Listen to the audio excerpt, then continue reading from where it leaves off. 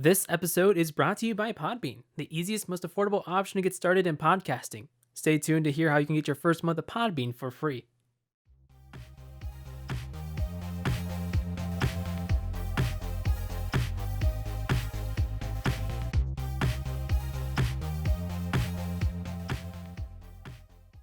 Hey, what's up, everybody? Welcome back to another episode of Committed Critics, a pop culture podcast where we're not only committed to our opinions, but also each other. Aww. I'm Kevin Lau. I'm Zachary Wright, and we have two special guests here today. Two? Ooh. Who are you, special guests? Hi, I'm Cassie Balzman. And I'm Tiffany McLaughlin. Oh, what do you guys do? So, Cassie, what are your credentials? I am a DGA AD, and then I also do some producing and, in general, a freelance filmmaker. Oh, So, she's fancy. She's Fancy, official. fancy. Directors Guild of America, assistant my director, professional. And what about At least you, I Tiffany? pretend. Don't tell anybody any different. Please don't see behind my lies. Fake it till you make it. And Tiffany? Right now I'm a freelance filmmaker and also a film critic. And both of you have work you've got coming up too. Ooh. If I heard you guys correctly. And Yep. now you listeners are probably wondering, why are these the guests we chose? You'll find out soon at the end of the episode. Stay Ooh. tuned for the end of the Stay episode for tuned. a special announcement. Ooh, I love special announcements. Speaking of special announcements, today we're doing something a little bit different to the show. Instead of just talking about our favorite childhood movies or arguing which Star Wars movie is the best one, today we're going to talk about the history of Spider-Man movies. Not necessarily reviewing them, but bringing to light the ones you may not have heard about and the illustrious journey that is the Spider-Man licensing rights, because it is interesting. It's quite a journey. It's quite a journey. It is wild. So I mean, most of my sources, most of the material I pulled from Wikipedia, but I also double checked the sources that they cited. So it's all true to my knowledge, to the best of my knowledge. Cool. Okay. So there's Spider-Man, the character, as you know, slings a web any size, catches thieves just like flies. Spider-Man. Spider-Man. So I want to start out by saying that I am a huge Spider-Man fanboy. I've been reading Spider-Man comics since I was about 14 years old. Started with Ultimate Spider-Man and moved on to Amazing Spider-Man, so on and so forth. Of the Spider-Man, the Raimi films with Tobey Maguire came out when I was a kid, and just absolutely loved those. And just watched every Spider-Man movie growing up. Zach, do you have any past with Spider-Man? Actually, I forgot. I used to love the Raimi films when I was a kid. My mom reminded me the other day. I had a Spider-Man costume I wear all the time and run around the house Nice. and be Spider-Man. Nice. And my cousin We were had all that kid once. yeah. Oh, my cousin had the black one, right? The black suit one, and so we would just Oh. beat the crap out of each other. Oh. It was fun. How about you, Aw. Tiffany? Do you have any experience with Spider-Man? I really remember watching the 94 cartoon show on I think it was Fox, and I think it was, I don't know which, I think it was Fox, I don't remember. It was Fox Kids, yeah. Oh, okay, yeah. And I remember watching that all the time. I also remember watching the Raimi films as a kid. I don't know. I just remember everybody was obsessed with them, but I was just kind of like, oh, it's Spider-Man. but I really I never read the comics or anything, but I really, hot take, really kind of dug the Andrew Garfield Spider-Man movies. Yes. Oh, Thank you. Here we go. That's probably Respect. that's when I was like, oh, okay, I kind of but yeah. Yeah, no, thank you. I love the Amazing Spider-Man movies Kevin's too. sitting here like Loki from Ragnarok. That's how it feels. I What just about you? watched that the other day. Nice. Yeah. What about you, Cassie? I'm actually probably in the same boat as Tiffany. I definitely watched the 90s cartoon, and then I will always and forever have a love of Tobey Maguire's Spider-Man. So good. So good. And then I read a little bit of the comics.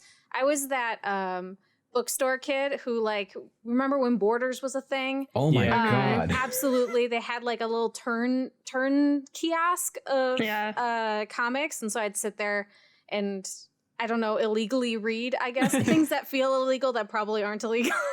This ain't a library, kid. Sit there and read the comics in the Borders bookstore. God, I forgot about Borders. I'd never remember. Oh my lord.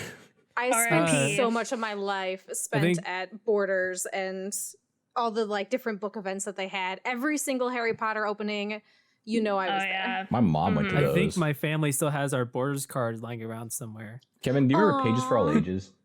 Yes, I do remember Pages for All Ages. It's a Goodwill now. It is a Goodwill now. Real quick, Kevin. So the 94 Spider-Man cartoon, is that the one that was on like Disney Channel at like 1 o'clock in the morning? Is that the one we're talking That's about the one. Okay, cool. Yeah. Mm-hmm. So I did watch it that started one. off on Fox Kids, and I think it moved to Disney Channel. I did watch that one. That was fun, like waking up at 1 a.m. and being like, oh, what am I going to watch? Yeah, I'm surprised. I would be very surprised if you didn't watch it, because I feel like that was like that cartoon aired a lot when I was a kid. Yeah, it was only like late night, like Disney Channel. But none of it was be better than Spectacular Spider-Man. But we're not talking about the TV shows right now. We're talking about the films, and we're starting off with a TV film, actually. Potato. Call a duck, I guess. I don't know. Tomato. So in 1997, there was an American Spider-Man live action TV show on CBS, but the pilot episode was a TV movie, starring Nicholas Hammond as Peter Parker. This was produced by Columbia Pictures, produced by Columbia Pictures and just called The Amazing Spider-Man, premiered on CBS on September 14th, 1977, and received a VHS release in 1980. See, I'm flubbing up the words there, but I'm not sure if you guys, I've actually seen this before, like a long time ago, because it's on YouTube right now, so we'll have a link in the description to the stuff you can watch on YouTube. And it's you guys know the 80s Wonder Woman show? Yeah. Linda Carter. With Linda Carter, yeah. Mm-hmm. It looks like that, but somehow worse. Yeah. Aww. It makes it kind of endearing now, doesn't it, though, when you see stuff like that? You're just, aw. Yes, aw, they tried. It's so cute. It's so sweet. Yeah, I mean, like, it's still a very fun show. Like, it's not the best. I mean, it only went on for like 2 seasons, I think. But it's the special effects are interesting. That's for sure. He got the GoPro shots before Kevin. the GoPro. He does swing from rope. I'm He throws ropes. staring at the picture. His web. It's a rope painted white. But this show also spawned 2 other movies. So in 1978 there was Spider-Man Strikes Back, a 2-part episode. It's actually just 2 episodes pieced together called The Deadly Dust from the TV show, just re-edited and released outside the United States as a feature film. So not even in America, it was a feature film, just outside of it. Still had Nicholas Hammond as Peter Parker, and the film had a theatrical release on May 8th, 1978. And then we have the third final film from the series, Spider-Man: The Dragon's Challenge from 1981. It's pieced together from the finale of the show, the original title being The Chinese Web, which is there's already like some weird things about this title. This sounds problematic. This sounds really bad. Just a little bit. But so using the same method as they did with Spider-Man Strikes Back of piecing the episodes together to make one and releasing it as a movie. And it was really this was more of a theatrical release in the European territories. And once again, Nicholas Hammond reprised his role as Peter Parker. But that was the end of Nicholas Hammond's run as Spider-Man. You can find the whole series on YouTube. I know I found a good chunk of episodes on there. All of these movies for sure I saw on YouTube, and we will link in the description to watch. I know for a fact that I've seen clips of this movie or the show because they all kind of look the same, but I've never seen them all the way through. I just know that they creep me out. I don't know what it is. That's fair. Yeah, it's definitely fair. I don't know what it is about that the very suit. human movements of him climbing up a wall, but you tell that he's like just being pulled up by a crane or something. Yeah, it isn't as bad as, dare I say, the Batman TV show where the Joker's like mustache is like painted down. It's not as bad as that, but where they have the camera sideways to make it look like they're climbing up a building. Yeah, It's not sharp it ain't repellent that bad. It's not shark. Is it? I don't know. I would say like Batman. That Batman show still gets by because of it knows it's goofy. Right. Yeah. Whereas Yeah, this true. Spider-Man show tries to take itself seriously. Oh. Yeah. That's probably what it is. That's why it creeps me out. It's something that should be goofy, but it's actually serious. Yeah. Cassie, did you have any input for these movies?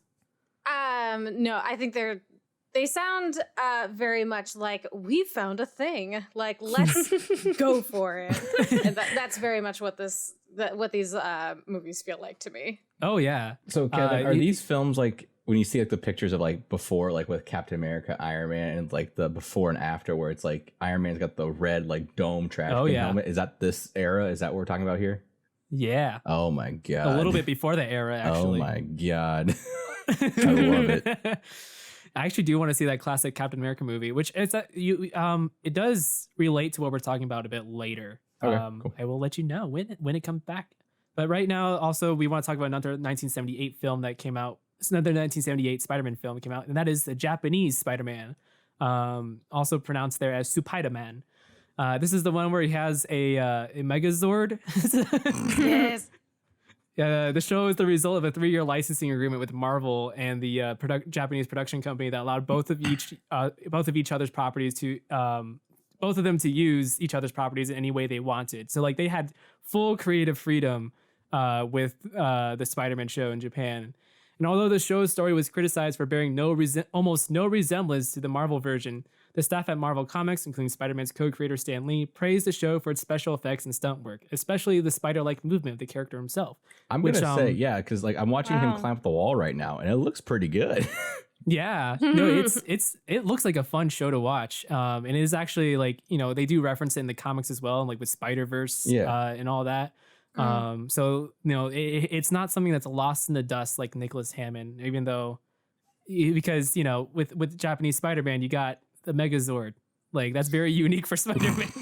For sure. Like, Spider-Man feels like it really fits well with, like, that whole era of films coming from there. Like, it feels right, you know? Mm-hmm.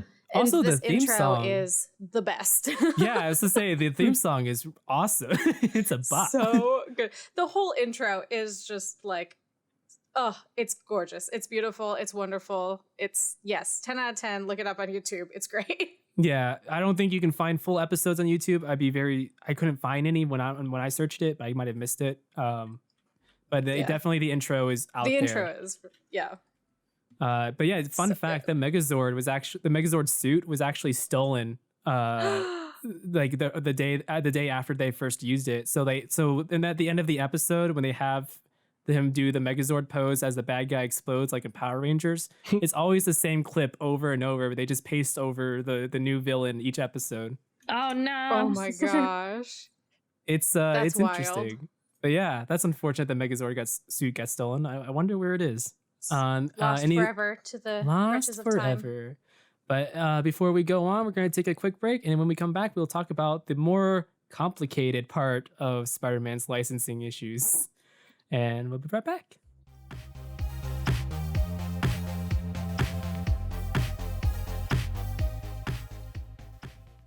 Starting a podcast? Try a Podbean Unlimited hosting plan. It's what we use here at Committed Critics, giving us the opportunity to have our show on Pandora, iHeartRadio, and even Spotify.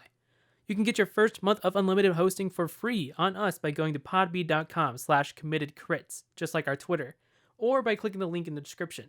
Podbean, the easiest, most affordable option to get started in podcasting.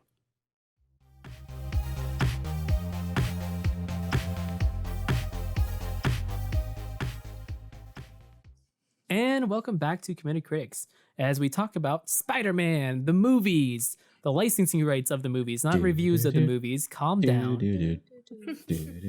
Sorry. So we just talked about the early television films and the Japanese TV film as well. And now we want to talk about more into how we got even more muddled. Like, this gets really convoluted yes. as we get dig deeper. The gripping story of rights. Production rights. So Marvel Comics wasn't doing too hot around in 1980s. In fact, comic book movies in general were not doing too hot. Superman 3 did it really poorly at the box office. Wonder why? Because maybe because Richard Donner wasn't working on it. So feature film adaptations of comic books properties became a low priority in Hollywood for the 80s until the 90s, and even then the 90s and early 2000s was a little weird. There's actually like a really good podcast called Screaming into the Hollywood Abyss. I will link the specific episode I'm talking about below. It was an interview with the writer for Catwoman, and he was basically giving out saying how the landscape was with comic book movies in the film industry at the time. So that link to the podcast. Are you talking about the Halle Berry Catwoman? Yeah. Oh my God. No. It's a really great episode of the podcast, though. The writer seems like a really cool guy. But yeah, I'll link that in the description. Really great. So in 1985, Marvel Comics optioned the property to Canon Films. So Marvel wasn't doing too hot. So Canon Films, Canon chiefs Menahem Golan, who is very important. I will bring him up later, and his cousin agreed to pay Marvel $225,000 over the 5-year option period, plus any percentage of the film's revenues. They would have until April 1990 to make a movie, and if they don't have a Spider-Man movie, by then, the rights goes back to Marvel. Canon Films is a very interesting piece of film history. They make a lot of like low budget indie stuff. They made Superman 3 and Superman 4: The Quest for Peace, and Masters of the Universe movie, but all of those did not do too well. So there's actually a documentary on YouTube that you can watch called Electric Boogaloo: The Untold Story of Canon Films. That will also link in the description, and so you can just watch that documentary. They don't talk about Spider-Man, but they do. There is still, it's very wild, the hidden history of Canon Films. So anyways, Golan of Canon Films wanted to make a Dr. Octopus movie, and tried to pitch it within the company of Canon Films. And this was just hot off the heels of Superman 4, The Quest for Peace, and Masters of the Universe. And they just they put a lot of money in those, and then they did not make any money back. So the company was slashing the proposed budget for that movie to under $10 million. Oh, and my the director, God. Only $10 million? Yeah, for a Spider-Man movie, or a Dr. Octopus movie, I should say. It's a story about Dr. Octopus, but he was trying to frame it as like, it's a Spider-Man movie though. The director that was attached to it opted out, and he didn't want to really make that low budget compromise for the film. I want to know like what his thought process was. Like, oh, octopus has 8 appendages. Spiders have 8 appendages. They're the same thing. Well, there's also there was a company. I think it was Canon Films. There's another they were trying to they were interested in Spider-Man. They wanted to get the rights, but they thought of Spider-Man as like the Wolfman. They didn't know it was actually like a superhero. Okay. Oh. So like if you look on Wikipedia about it, like it's a short little like couple sentences. It's really weird. It's more like they figured out what it was. They're like, oh, we don't want this, and they just kind of like pushed it out. All right. So Golan had a hard time getting this Dr. Octopus movie made, but he kept trying to push it further. Like he's hiring people to do rewrites, trying to send it to his other studios. By the time 1990 rolled around, and 21st Century Films, also owned by MGM, these are the production companies responsible for funding Night of the Living Dead back in 1968.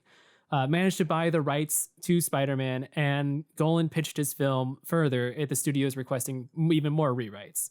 And then, months down the line, James Cameron, who you may know of Avatar, Titanic, producer of Alita Battle Angel, he submitted a undated 57-page scriptment, which is like part script, part story treatment. So not some of it's in script form, some of it's in some just regular summary form. So that film never happened. That was more like that introduced the idea of bio webs. So instead of Spider-Man having web shooters, it just comes from his body. James Cameron was building off of other people's ideas as well, like especially Golan's idea. And then there was just a whole bunch of legalities that happened with that. Kevin, I need to give you some crap real quick. I love how you said James Cameron, producer of Alita Battle Angel, and not the Terminator. That's true. Sorry. Yeah, he directed the second Terminator as well. Just had to call you out real quick. No, fake film fan. But this is where it gets complicated. Like, there's some licensing issues that James Cameron, I should have brought up Terminator anyway. They basically copy and pasted his contract that he did with Terminator, which gave him really weird rights over the creative control of the movie. That sounds about right. Yeah. So it's a very complicated story, and it's like I'm not sure exactly how it transitions to Columbia or Sony getting the rights back in 1999, but you can look it up on Wikipedia and other sites. Link it below to kind of see that history. Did you guys have any thoughts about all of that? What a roller coaster of emotions, Imagine being it's Golan. A lot of trying and failing is really what it is. It's like a lot of like, and here's the thing. No. Here's the thing. No. Here's the thing. Nah. Rinse and repeat. But imagine being Golan, being like, yeah, I'm gonna make this Dr. Octopus movie. It's gonna be great, and just having a hard time finding funding for that, getting it to happen. He pitches it like, who's Dr. Octopus? Like, no one knows who that is. Yeah, it's just, I don't know. It sounded, based on what I've been researching, he sounded pretty delusional about this project. Like, he thought it was going to be fantastic. Kind of delusional. He was doing it for years. Oh my God. Let's talk about dedication. Honestly, respect, but also game respects game, but come on, man. Honestly, I kind of would have been interested in seeing it now. I'm like, oh man, this guy wouldn't let it go. Now I kind of want to see it. What was it? It can't. I wonder if it's actually online. It can't be as bad as like Batman and Robin. Yeah, nothing can be as bad as that. I mean, it's giving me what's his face who tried to make Dune for like a bajillion years and did all the research. Yes. Oh my. Yes. This sounds very reminiscent of that whole situation of just like pushing, and then just sadness. But upon seeing The Holy Mountain, I'm very interested in what his version of Dune would have been. Have you seen that documentary? I haven't seen the documentary, no. Oh, there's a whole documentary about Jodorowsky's Dune. I think it's, I don't remember how you say it, but there's a whole documentary about it, and it is fascinating. It's very good. Definitely recommend especially to see it before you see the latest Dune. I think is going to be fun because it provides like a weird, interesting context. Because like I saw Dune when it was like I saw the first Dune, and then I watched the documentary about the guy who wanted to make the Dune, and you're just like, oh, I see what you did here. It is strange, like the type of directors Dune attract. Like, first it was David Lynch, and then Jodorowsky. Or no, well, first it was Jodorowsky, then David Lynch, and then now it's Denis Villeneuve. So yeah, and I have faith that the new Dune movie is gonna be great too. But I'll have to watch that documentary. I've been hearing about it a lot, so I just haven't gotten around to it. But now I have it on record that I will get around to it sometime soon. Now it's in stone, Kevin. You have to do it. It's in stone until I delete the audio files. Please don't. I'll hack in. Please don't. I need those. But jumping back onto Spider-Man. So now March 1999, Columbia Pictures, which is a branch of Sony, gains the rights to Spider-Man from MGM by trading off the rights to 007 James Bond, which is strange. That's a big move. That's a power move right there. Yeah. But I mean, I feel like at that time, the 90s, like James Bond was kind of aging out. That's true. Because that's been around since the 60s or 50s, actually. So it's kind of like, we'll give you this property for that property. And it led to the Spider-Man films that we know now in our generation. We have the Raimi trilogy with Tobey Maguire, which that had its own sets of problems when it came to the third one. Yes. The Amazing Spider-Man duology with Andrew Garfield, and which that also had problems. The MCU Spider-Man with Tom Holland appearing in 5 movies so far, I guess. And then we have Spider-Man Into the Spider-Verse, which is launching its own little franchise as it goes forward with all of the success. So this has been the licensing history of Spider-Man. It's very brief, and we want to keep it under 30 minutes. But if you want to do more research, we have links in the description below, And do you guys have anything else you want to say on this? We do have like 3 minutes, so we could have time for discourse. Yeah. I was gonna add something that I learned while researching this episode. If I could go ahead really quick of course. and Yeah. do that. So, from what I understand, Marvel and Sony kind of like when Marvel decided to do the MCU, they were like, "Hey, we need Spider-Man," and Sony was like, "Okay," and then they kind of go. From what I understand, they kind of just go back and forth and like kind of help each other out with like the IP and all that stuff. But I didn't know this, but Sony owns the rights to Spider-Man. However, since like the Spider-Verse, they got super cocky and were like, no, we're not going to let you have Spider-Man. And they go back and forth a lot now. But technically, Sony only owns the rights to the Spider-Man character if they make a film every 5 or so years. So if they don't do that, they like lose it, which I think is interesting, makes a lot of sense of how successful the Spider-Verse was, and now they're holding on to it, and now they're being really stubborn and like kind of ridiculous about it. I just thought that was really interesting. Kevin, what's the current deal? So interesting. What's the current like, deal? The current deal is that. Oh, sorry. Go ahead, Cassie. Oh, I was just gonna answer the current deal that I saw is that Sony has film rights still every 5 years, but they're doing a tandem thing with Marvel right now. Marvel still owns comic book rights, and then Sony actually, as a way to get a quick money influx, resold the merchandising rights back to Marvel. So it was like 1962, Marvel owns everything. 1998, Marvel sells the film rights to Sony and the merchandising rights to Sony, and then Sony was like, oops, need the monies in 2011 and resold the merchandising rights, which is pretty crazy because merchandising will often make more than the film itself will. And I think they still have a thing with the film rights that Marvel gets like 5% of the box office stuff, which was part of like the 2019 debacle of like, Marvel was like, we're doing more of the work, so we should do that. Because Marvel at the time, when they sold the rights to Sony, didn't have like an actual film studio, so they couldn't make anything at the time for their stuff. Hence why they sold it, and they were like, as long as you get our character out there, we're on board with this. And then they started making their stuff like 10 years later, and then they're like, oh no. Because I thought, what have we done? I thought right now it was like Sony like makes the film, Marvel distributes it, or some weird flip-flop where like one of the companies makes it, the other one like distributes it, it's in the MCU, and the other gets all the money, and they just get to keep Spider-Man in the MCU.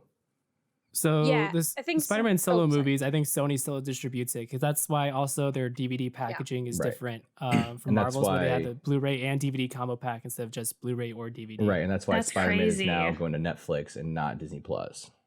Exactly. Right, okay. They're, Sony and Disney are just like two divorced, not even divorced. They're just two like parents that just will not fully give up their rights to their kid. That's a dark comparison, but that's just like how you have to think of it. It's very on accurate. the flip side, it could be like, funny. Just kiss already.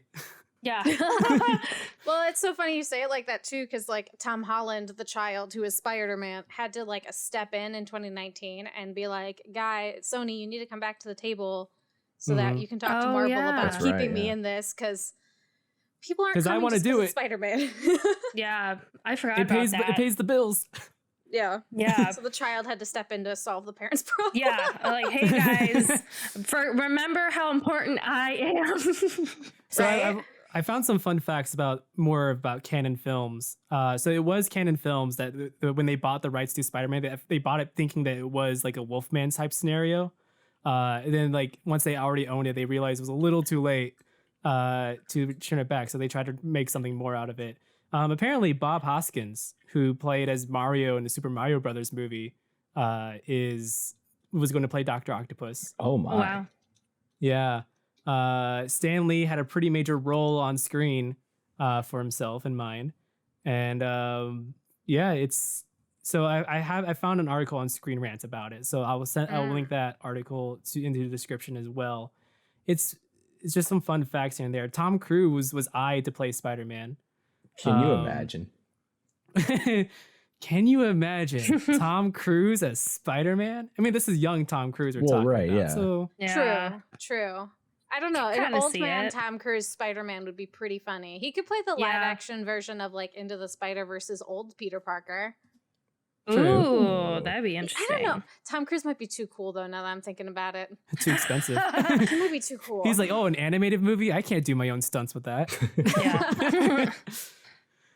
Man. But yeah, so Spider-Man licensing history, really, really weird. But still, I love the character. I will watch every Spider-Man movie as it comes out. I still haven't seen Venom though. That's another weird rights issue going on.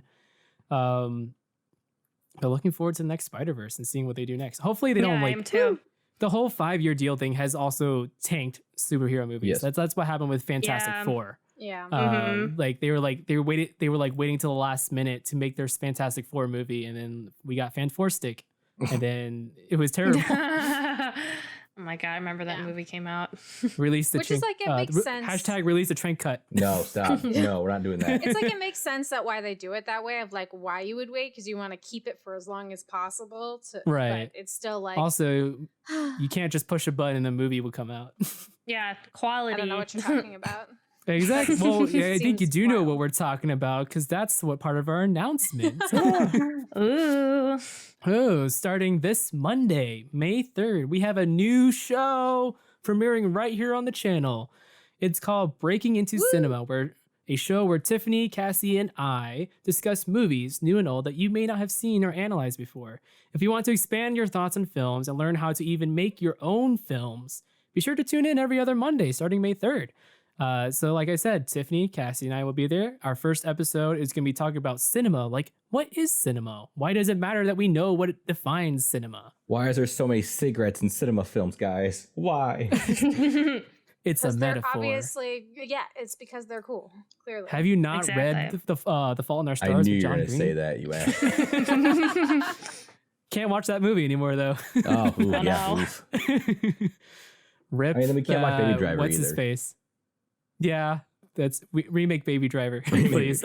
Right. But yeah, so if you guys are excited if you guys like Tiffany and Cassie in this episode, be sure to tune in to Break Into Cinema starting this Monday. It's going to be great. Or even if you don't like us, please still tune in and hang out with us for a while. Yeah, it's going to be a chill time. We're not scary. We won't bite. We're just here to talk about some movies you may or may not have heard of. And yeah, it's going to be a good time. It's going to be great. Awesome. Happy And for to you keep guys. Yeah, it's gonna be awesome. I'm excited. To keep up with that more closely, you can follow us on Twitter at Committed Crits. That's COMMITTED CRITS. You can follow us on YouTube as well. It's spelled the same here as it is there and everywhere else as Committed Critics. Cassie, Tiffany, did you have anything you want to plug? Yeah, if you want to follow me, I am Cassie Story, CASSIES STORY, on Twitter and Instagram. Yeah, and if you're interested in reading any of my film reviews, you can check them out over at crpwrites.com. CRP Writes. Nice.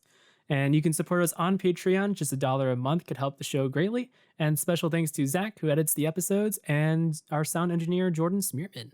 And with that, we bid you adieu. Bye.